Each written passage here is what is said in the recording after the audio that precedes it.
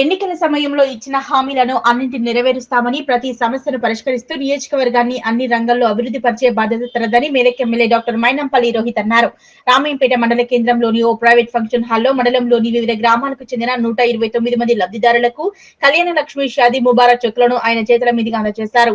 అనంతరం ఆయన మాట్లాడుతూ బీఆర్ఎస్ ప్రభుత్వం 10 సంవత్సరాల పాలనలో చేయని అభివృద్ధి 9 నెలలలోపే చేసి చూపించామని, మెదక్ నియోజకవర్గాన్ని అన్ని రంగాల్లో అభివృద్ధి చేయడం జరుగుతుందని, ఎన్నికల సమయంలో ఇచ్చిన అన్ని హామీలు తప్పకుండా నెరవేర్స్తామని, మాటల్లో కాకుండా చేతలతో అభివృద్ధి చేసి చూపిస్తామని మెదక్ ఎమ్మెల్యే డాక్టర్ మైనంపల్లి రోహిత్ రావు అన్నారు. ఈ కార్యక్రమంలో తహసీల్దార్ రజనీ కుమారి, మాజీ ఎంపీపీ రమేష్ రెడ్డి, మున్సిపల్ కౌన్సిలర్లు Demayya Yadagiri, Chilaka Gangadhar, TPCC spokesperson Ramachandra Goud, TPCC రాష్ట్ర నాయకులు సుప్రభాతరావు, లక్ష్మాపూర్ మాజీ ఎంపీటీసీ నాగులు, నాయకులు బైరం కుమార్, పోచమ్మల అశ్విని, వివిధ గ్రామాల లబ్ధిదారులు పాల్గొన్నారు.